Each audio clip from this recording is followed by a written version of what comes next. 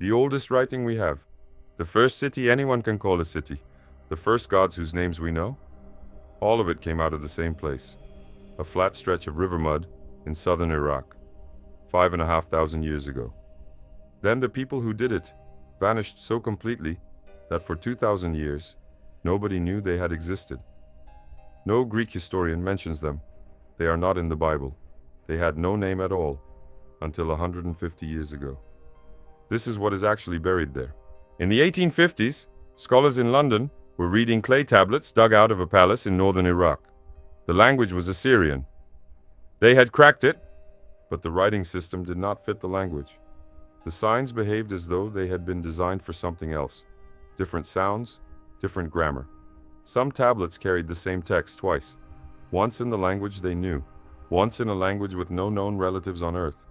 There was a civilization underneath the one they were reading, and nobody had known it was there. Start with the ground, because the ground explains most of the rest. Southern Iraq is flat. It is river silt, laid down by the Tigris and the Euphrates over thousands of years. There is no stone in it, no timber, no metal ore. What there is? Clay, reed, water, and dates. So the buildings were mud brick. Mud brick dissolves. You knock the house down, level it, and build on top of it. Do that for 4,000 years, and the settlement rises on a mound of its own remains. That mound is called a tell. In southern Iraq, there are hundreds of them. The first villages here go back about 7,500 years. At one of them, a place called Eridu, excavators dug down through 18 temples stacked on top of one another, each built directly on the ruins of the last. The earliest was a single room about 3 meters across. Something happened at the top of that sequence. Around 3500 BC, one of these settlements stopped behaving like a village. Over the following centuries, Uruk grew to roughly 250 hectares, 2.5 square kilometers, ringed by a wall. Population estimates run from 25,000 to 50,000, and the range matters. We are extrapolating from house size and settled area. We are not counting people, but at any figure in that range, nothing this size had existed before, anywhere. At the center were 2 enormous temple complexes, buildings raised on platforms, walls faced with tens of thousands of baked clay cones, pressed into wet mud in geometric patterns, a mosaic that survives when the building does not.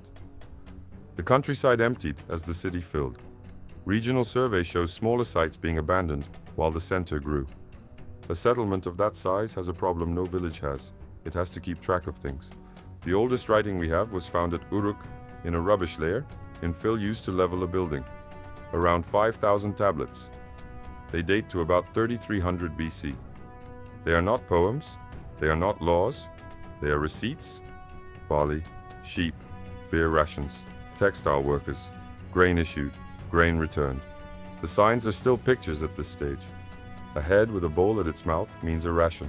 An ox head means an ox, combined with numbers impressed by the round end of a stylus. Roughly 9 tablets in 10 from this earliest phase are administrative. Almost all of the rest are lists. Lists of professions, lists of vessels, lists of animals. Scribes copying vocabulary to learn the system. Writing was not invented to tell a story. It was invented to stop people stealing grain. The first personal names in recorded history appear in those ledgers. They did not call themselves Sumerians. Sumer is a word from Akkadian, the language on those tablets in London. It survives there in a royal title, King of Sumer and Akkad. In 1869, a French scholar took the first half and gave it to the language nobody could place. So the name we use for them was lifted out of somebody else's paperwork. Their own name for the land was Kingir. Their own name for themselves was Sagigga, the black-headed people. Probably hair. We do not know for certain. Their language is an isolate. It has no demonstrated relatives. Not Semitic, not Indo-European, not Turkic, not anything. Every attempt to attach it to a known family has failed. Which leaves one obvious question. Where did they come from? 3 positions. They came from somewhere else. They were always there.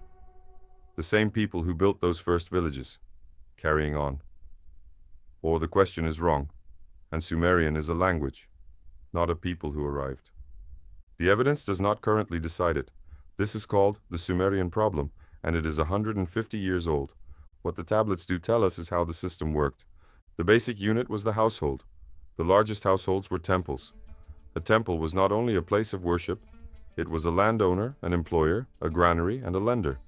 It held fields, herds, workshops, and thousands of dependent workers paid in barley, oil, and wool.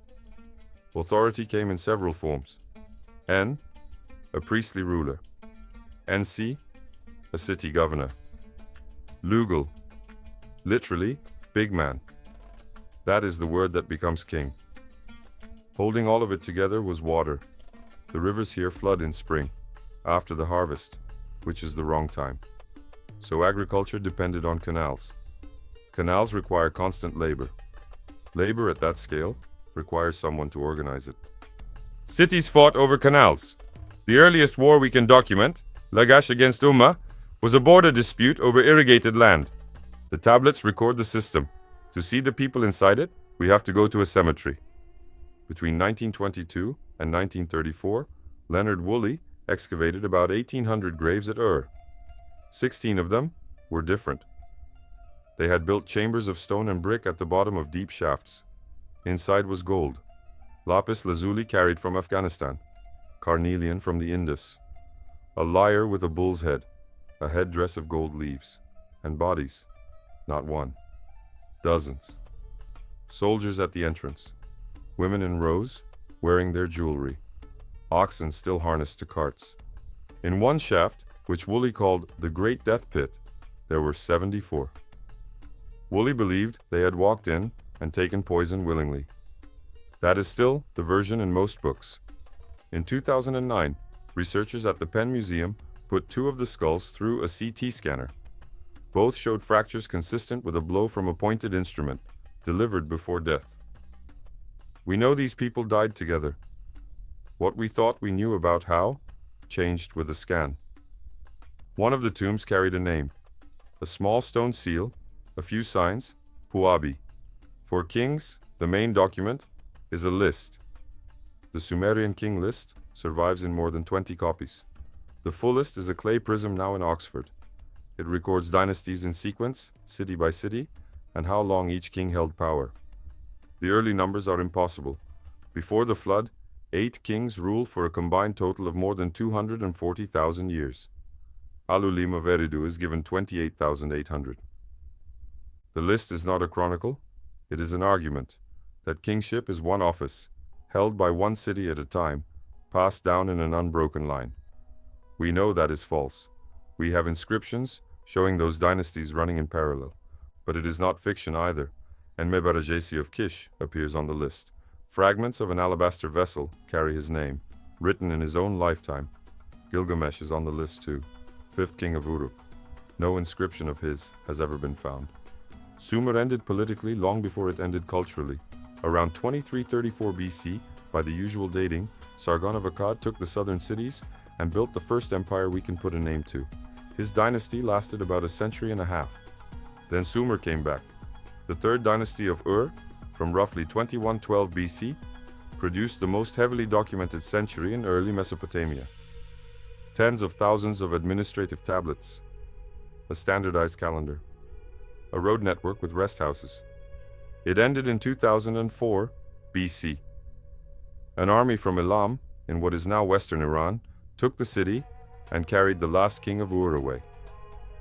There is a poem about it, the Lament for Ur, and it is one of the few Sumerian texts that reads as grief rather than accounting. You will often be told that salt in the soil destroyed Sumerian agriculture. That argument was published in 1958. It has been challenged since. The field has not settled it. Here is the part that is easy to miss. Sumerian stopped being spoken in the early 2nd millennium BC. The everyday language of Mesopotamia became Akkadian, then Aramaic. But Sumerian did not stop being written. It became the language of learning and of religion, taught in schools, copied, translated, recited in ritual, for roughly 2,000 years after the last native speaker died. The final cuneiform tablets we have, from the 1st century AD, still contain it. And it is still in your day? Sumerian counting was sexagesimal, base 60. 60 seconds in a minute. 60 minutes in an hour.